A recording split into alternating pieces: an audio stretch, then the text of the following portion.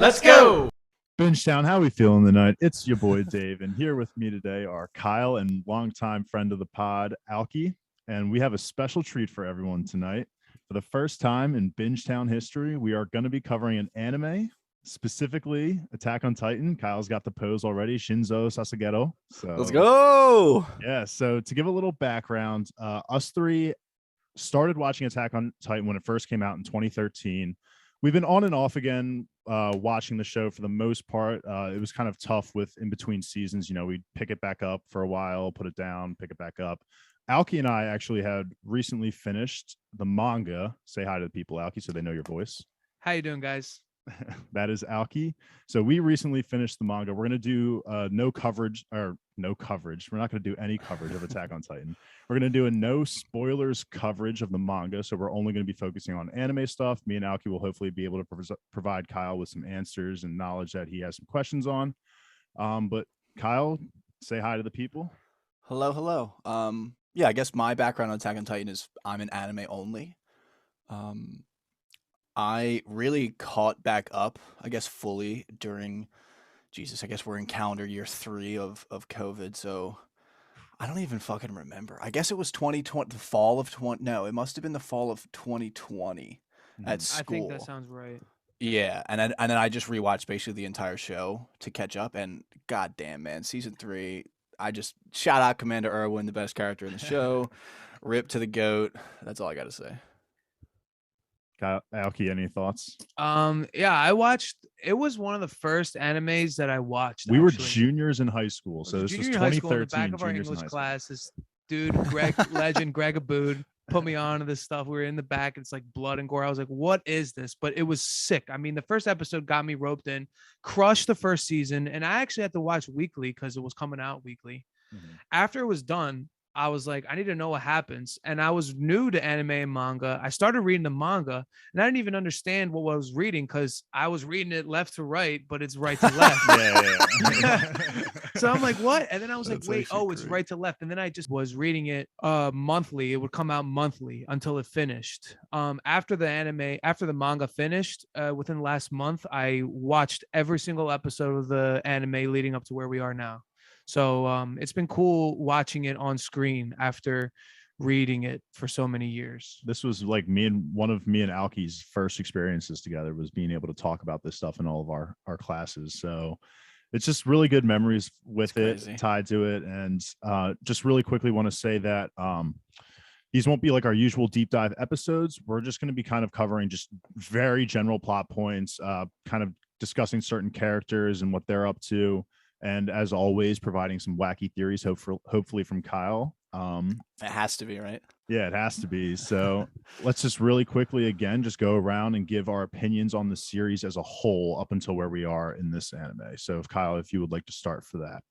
I really think that this is one of the better pieces of fiction from the perspective of storytelling. I feel like the way that you learn information in this series is off the top of my head unlike anything I've ever experienced before. Like I read a lot of high fantasy stuff, and like the reason I like that is because it's very ground level and you start to learn things as characters learn things, but just it's nothing I feel like this. Like the level of the twists and the turns that this show, I just was blown away by all of the history, and then you realize, you know, we're on the island, and then now it's actually like a bigger world and all these countries, and you start to realize what the Titans actually are, and even when I was watching this episode and Reiner and Eren having like that little bit of like a face off before Eren starts sprinting at him, like thinking about the first episode is just like insane to think about like what has happened in between that. So I have been loving it, and I guess I'm kind of glad I haven't been reading so that I can be a show only and we can do this. I actually never even thought about that. They shared the screen together in the first episode, but Reiner's character wasn't officially introduced until like whatever they were into at the boot camp. 2, maybe 3. No, it was at the episode. You mean episode? Like when he gets introduced. I thought you meant as the Titan. Yeah, true. But no, I'm talking about like when season 2, episode 6 is when you find out that he's the armored Titan. There you go. Because when you read it, it actually comes out month by month. The manga was coming out month by month, and they were loaded chapters. Most manga chapters are like 25, 15 to 20 pages or something. This was like 40 to 60 pages each chapter. It's a lot of content. You know what I'm saying? So you have to read, and I would like reread. It's a lot of words, not like a lot of your classic shonens that are action based and a lot of fighting. You know, these are like jam-packed chapters. I mean, I'm pretty sure it's only like 75. How many chapters? No, it's like 175. It's all like right. 100. Well, still, that's not that It's not big compared to like 1,000 whatever One Pieces, right? For example. Yeah. So like now we're right watching on 1,037 for One Piece, which is, you know, Straw Hat, Mugiwara, what's up? But like having the chance to watch it, and you get to like it now. I understand it more as I'm watching it than I did when I only read it. Yeah. You know. And plus, what I was going to say too is also the jump from season 3 to 4, like that jump in information from going just solely on the island, and then you get the perspective of the Marlians and everything. Like, 2013 me would have never in a million years have guessed that this is where the manga / anime was going to end up being. And I mean this in the most genuine way. It's just like the best thing that could have happened, I think, for it is just like this level of like intimacy with the characters, and the world itself is just so crazy. So it's just amazing. I'm excited to get through the entire season. The ending is just going to be, I think, wonderful. I think there's a lot of mixed feelings on it, so we'll get there when we get there. But let's just start with the first scene of episode 76. And it's with my favorite character, Levi, not in the best of shape. So last we saw of him was in the end of season 3. He was torturing Zeke, trying to essentially get information out of him.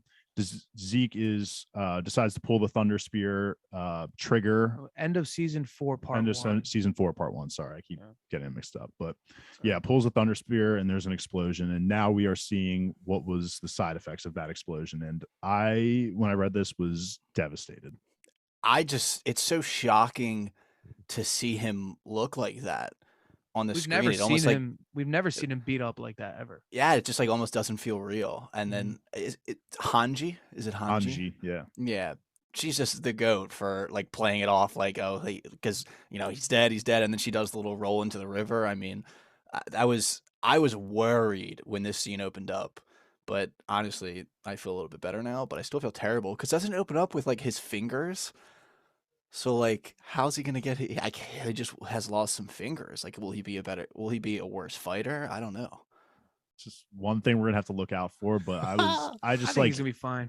I just hated seeing him like this. It was just so devastating because he had essentially never lost a fight that we had seen ever, and maybe had never even taken damage. And then here at this point in time, he's just literally useless. I would say he first face off with Beast Titan, he kicked his fucking ass. Oh yeah, you know what I'm saying? And even this time he kicked his ass. Like even this time he had him in a corner. And the thing is like Zeke's glitch. He's a freaking Titan. I mean, only Levi and Mikasa are like the two warriors that can actually take on intelligent Titans, right? Like none of them really, besides those two, everyone else like would be shitting their pants, but not them. 100% agree. So that's a huge loss for the scouts in general. Yeah. Well, for right now, what do you think? Do you think he's dead? What do you think? He can't be dead. If he goes out like that, like I would be very upset. I'm okay with I wouldn't. I don't want anyone to die, but obviously that's not going to happen. But I just feel like his death should be better than that.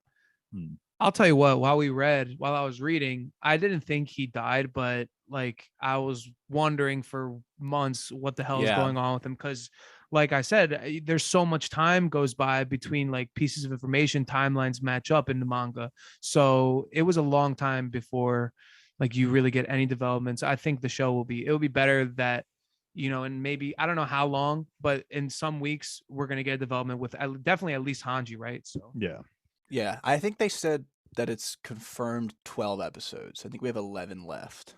Yeah, that's like doesn't even feel like enough, dude. No, I thought it was going to be at least 24 episodes, but Kyle told me it was 12. I hope they don't rush it, man, because it's so good.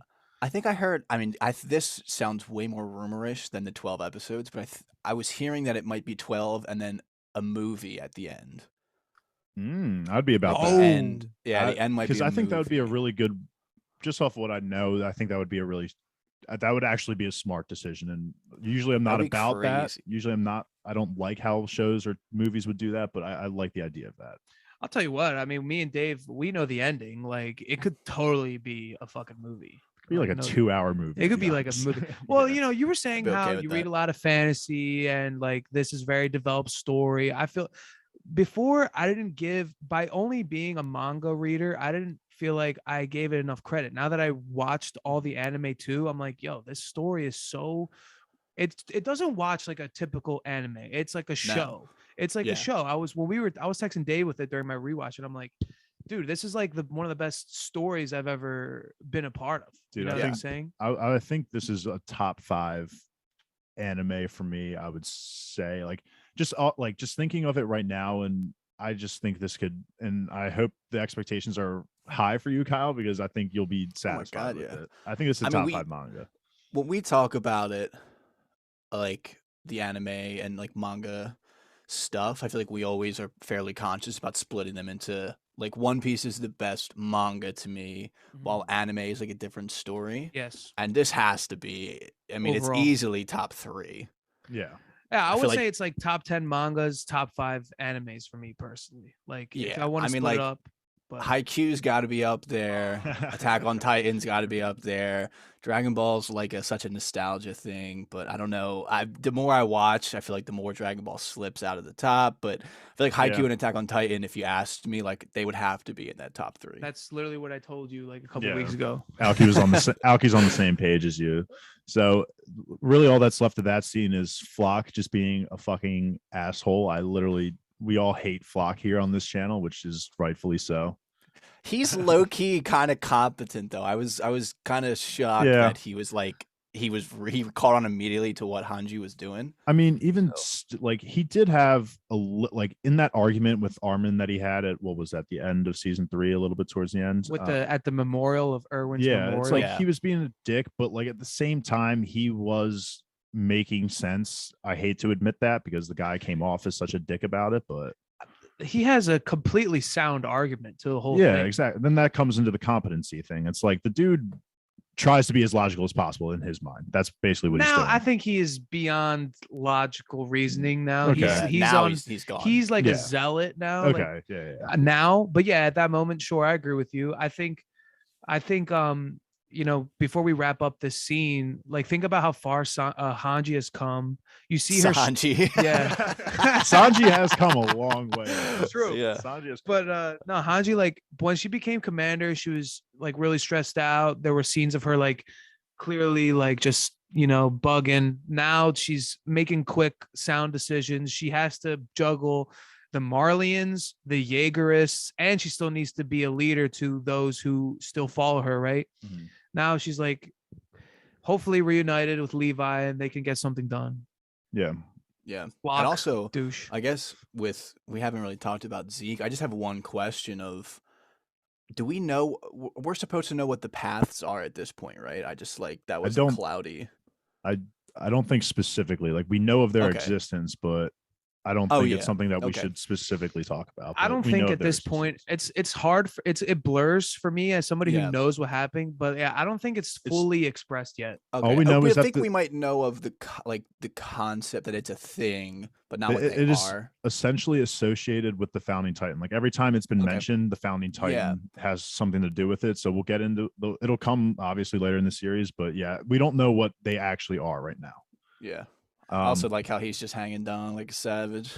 Yeah, of course. I think that like that scene with who like girl. How Zeke was. I think that's like the first real introduction of the past. Now that I think about it, like the first explicit mentioning, because like you already know about the memories and stuff, and like clearly you can draw the conclusion that those two things are related. You know, so I'm excited to learn more about that.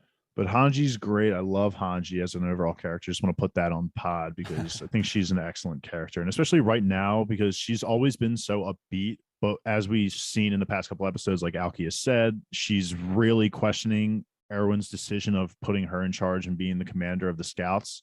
So it's interesting getting this kind of new side of Hanj. But the past couple seasons, everyone has changed. So it's only a matter of time before Hanji herself gets, changed too because of the situations. So that's the opening. And then basically the meat and potatoes of the episode is Eren versus everyone, which we don't really have to go scene by scene on, but just what like incredible animation. I think it's what's the studio? Mappa. Yeah. I think they were putting the game on their back right now. Yeah, they fucking kill it with the animations. Every season it just gets better and better. They're doing Demon Slayer too, right?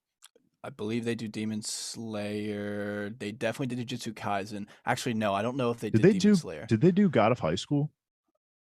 Oh, no. Are you sure? Yes.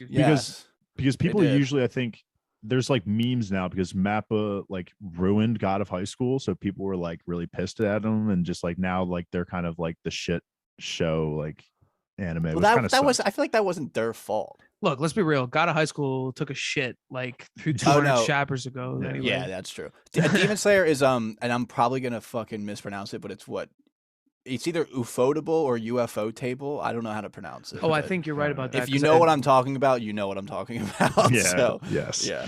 I don't know. Exactly. Fact check that.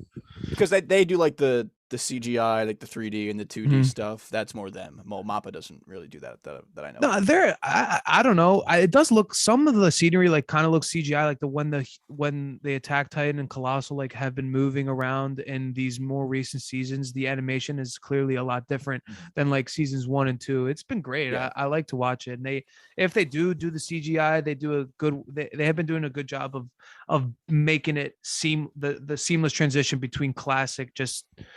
I don't know, cartooning. Like 2D, 2D. Yeah. It looks a lot more harsh. The world feels a lot more like, I don't want to say dirty, but like it conveys like the emotion of the story, I think, a lot better. I mean, everyone's eyes have shade over them. Like that's just not something that's normal in anime. True, I've been noticing that, like the lines that they have it's here.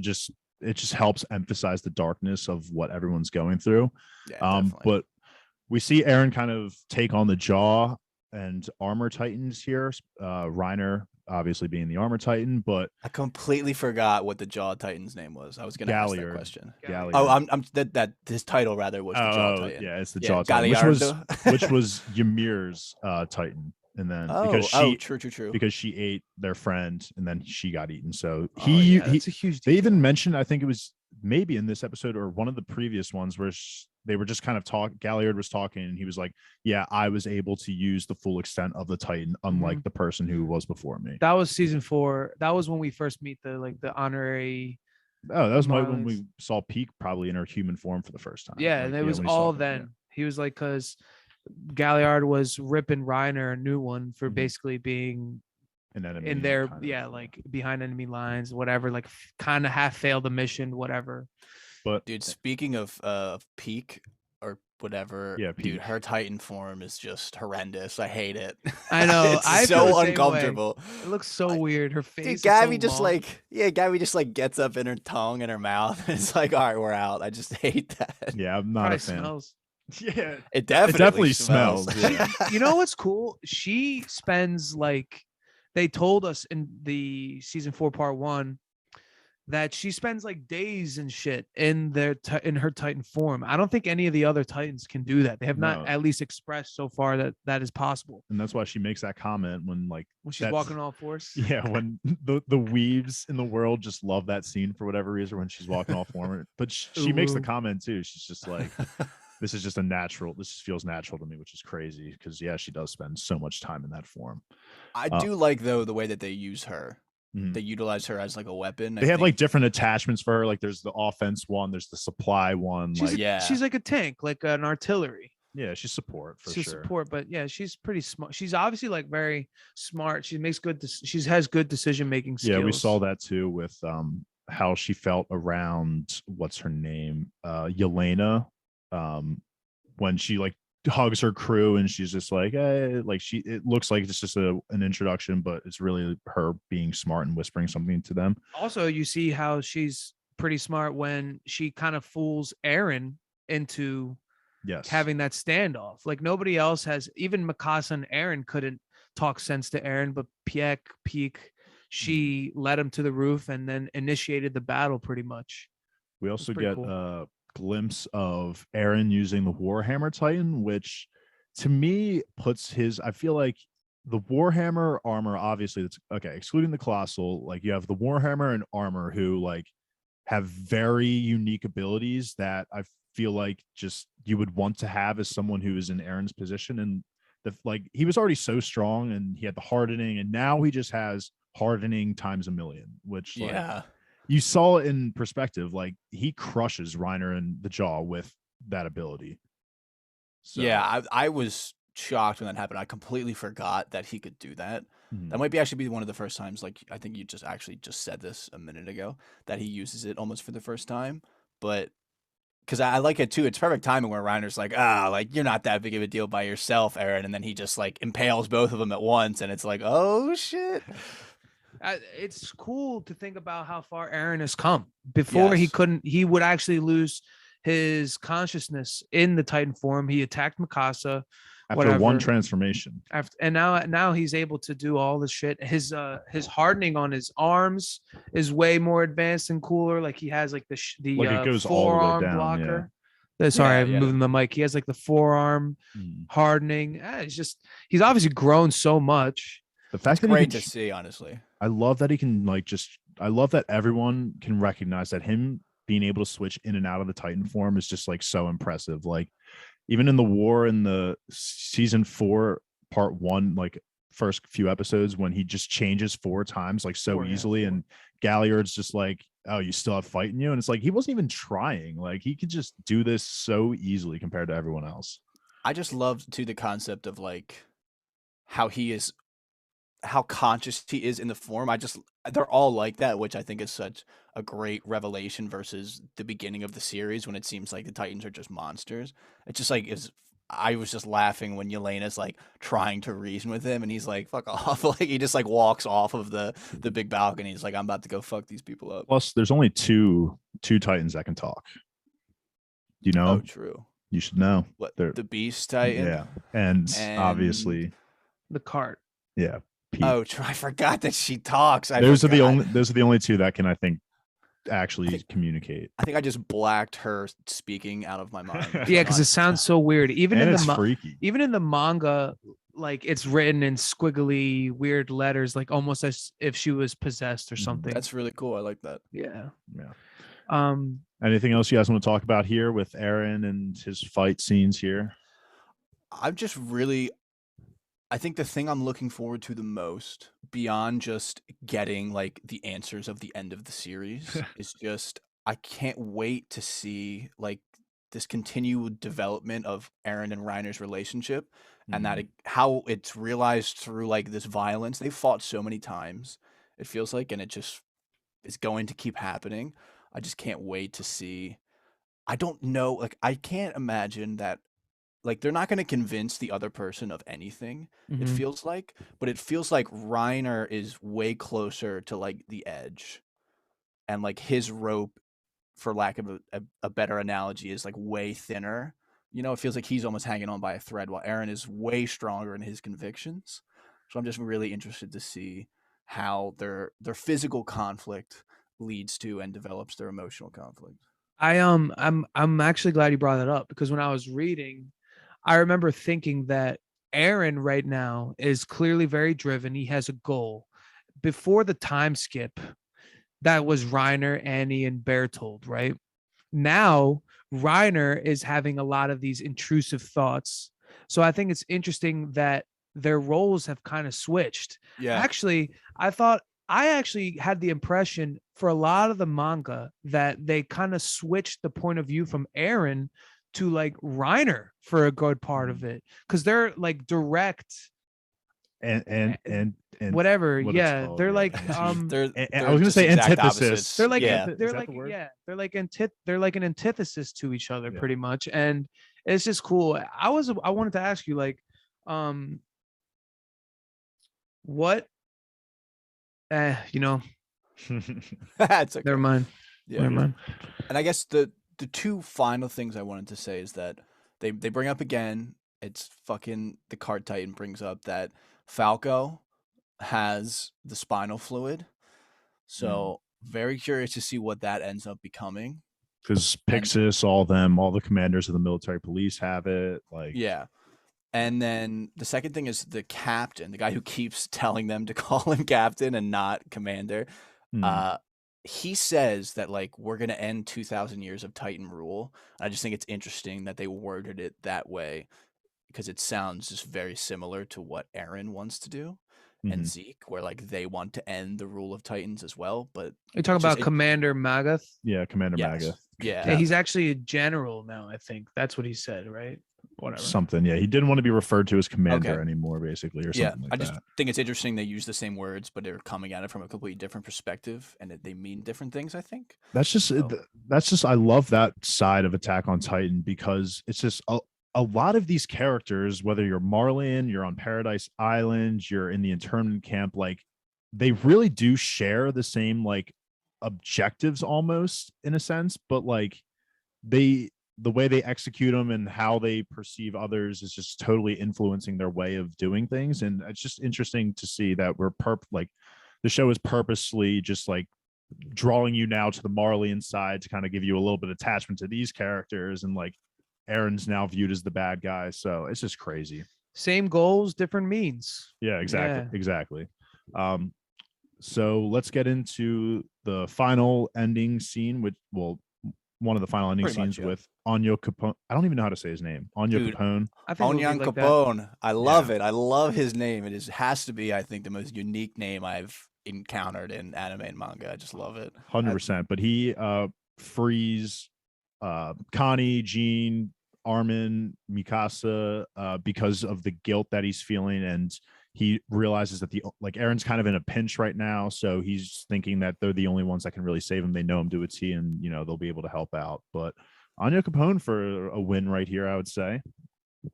Yeah, I really like this scene. I think it's interesting that it's just like another layer to the story of like he is kind of like he was the volunteer, so he's kind of rolling with Yelena, and I guess you're supposed to think Eren, but then in reality, like he didn't even have as much information as what Niccolo had, so like he didn't even know about the thing about the wine, but like he wants the island to like be free and like be able to have all the people mix and have a good life, and it's just like he is in his own kind of box, and then Armin and them are kind of in the similar box but slightly different. Exactly. Yeah. Who's in a different box from Eren and Zeke, who's in a different box from Yelena, who's in it's just like I just really like this scene, and Armin just is the GOAT. But I also like how in the beginning, like he has such good emotional intelligence to where he's like immediately remembers that Onion Capone has talked about things like this before, so he's not lying. Like his perspective. He feels right this now, way. He's not fooling them.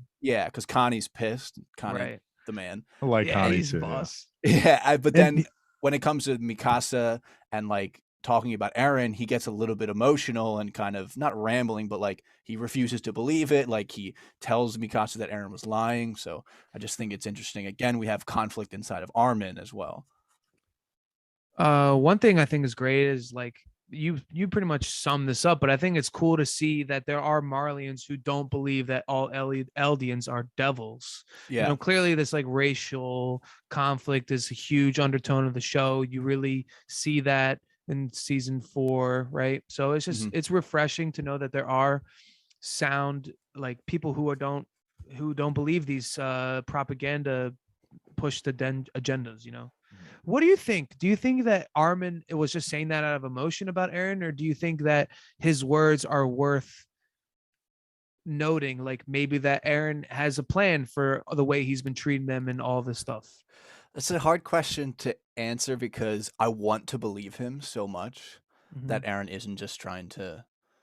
I guess this, and I almost apologize of answering your question with a question, but when the subtitles always say euthanasia plan, so in my head that sounds like they want to kill everyone, but then they talk about it like he wants to sterilize everyone. Yeah, it's more sterilization. Yeah, it's just more like you're not going to be able to have kids. Like you guys are going to be the last generation. So it seemed like Armin actually kind of liked the idea when he first heard it, which is kind of, and I didn't expect that. But it's just interesting that Armin does have a point when he says, like, I completely understand why he would believe that Eren isn't actually rolling with Yelena and I guess to an extent Zeke, because I guess there was really no benefit of him saying no, even if he was against them at the beginning. He might as well taken the help to like get to this point. But I think Armin truly believes that. I don't think Armin, even at this point, after Aaron kicks his ass towards the end of season 4, part 1, believes that Aaron rather is like truly gone. Because he's a little bit upset that Gene was even thinking that. Like that he gets very emotional at that point. So, and it goes into what Connie was saying earlier too, which I loved, because he's just like, I'm sick of fucking being betrayed. Like first it was Connie, then it was Bertolt and Reiner, and now it's Aaron. Like I'm running out of room to care about anybody besides these people right here, you know? So it's just really emotional, and it's like Aaron is definitely going off the deep end a little bit. Do Armin's words really hold up? Like they've been through so much together. It's just like, but Aaron is also going through some drastic changes. Like he only has like 5 years. Is it 5 years even at this point in time to live? Like, I think it's, I think they said 5 years. Or 3. Yeah. So like he's got to do all this, and like, does that mean he's just going to like cut his friends off in order to make sure, like, is he going to cut them off to make them more free, you know, kind of thing? Like, yeah. I just enjoy that Armin's a rider for Aaron no matter what, even after all of this stuff happens. Loyal dude, man. Loyal dude. I just fuck with that. I'll tell you what, when I read it, I didn't think that the author would put those words on page for nothing. Yeah, that's a good point. Because like, yeah, clearly, like, I don't know, like we're just getting into this whole Zeke Aaron thing. We really don't even know what the hell's going on all the way through. You know what I'm saying? Like there's this euthanasia plan. Zeke has some crazy goals. We know that he's the royal blood. That's a huge thing that's going to come into play. I theorize, and it's just really cool what's going to happen, you know, and they're like brothers and all this crazy shit. Yeah. All righty. So while we're talking about it, let's just do our episode ratings, and we can just start with Kyle. He's feeling frisky. I'll go first. Yeah, my virgin opinion. I'm gonna try when we do the Attack on Titan stuff. We're really bad at giving episode ratings, but we do it all the time. So I'm going to try and be like using all 10 numbers on the scale, and I'm gonna say this is like a nice 7 out of 10. I think that it was a very solid opening episode. Nothing too crazy happens. We're just kind of getting our feet back into the story again after the break. So I think it was a very solid 7 out of 10. Me and Alki were talking about it earlier, and Alki, go ahead. Yeah, I was saying like 7.5. I would just say 7.5 because it comes out with a bang. You know, you see a dope fight. You see the Warhammer being used. And you get some developments. It closed well. It was a solid episode. You know, I think it set the tone. Yeah, it flowed, like Alki said, just floated for me between a 7.5. Nothing crazy. We're gonna have a lot more crazier episodes going forward. So this can definitely, it gets its number definitely from the animated fights that were provided in this episode for sure. Like not really much plot goes on besides the fact that Zeke is freed and now him and Aaron are attempting to reunite essentially. Yeah, and then for the preview, it looks like next episode is going to get crazier, and it just feels like hearing people who have read the manga, every episode at this point is just going to get crazier and crazier and crazier and crazier. So we're leaving ourselves room to grow on the episode ratings, which we never do. Any final thoughts before I wrap us up here? Final thought will be that I decided before I watched this episode that I am a Jaegerist. Nah, fuck that. That's crazy. I decided. I'm in. Yeah, man. I side with like Hanji and stuff. Frankly, Scouts. Yeah. I'd probably just categorize them as the Scouts, but we'll see how it changes. But I'm a Jaegerist right now. All righty. Fair enough. I'd rather root for him than like the Marlians. Yeah, I think I'm just anything anti-Marley. Fuck Marley. I'm in, baby. Violent Revolution. Let's get it. All right, that is going to do us for episode 76 of Attack on Titan. I'm sorry I didn't get the title name here, but it was episode 76. Stay tuned weekly. We're going to be doing these quick 30, 40-minute discussions weekly with me, Alki, and Kyle, so be on the lookout for those. Keep an eye out for our continued coverage of nothing. Are we even doing anything right now? We're kind of in a flex period. Yeah, we're in a flex play, so go check out our podcast on now I'm blanking on what we recently did. You're about to lose the Zoom recording. Time, The Witcher. Okay. Alki's a mega fan. Hey, for those who might recognize my voice, I was on Alice in Borderlands. Alice in Borderlands. So, you know, I'm just your friendly neighborhood weeaboo. Hey, let's get it. All right. Thanks for listening. Kinzo Sasagero.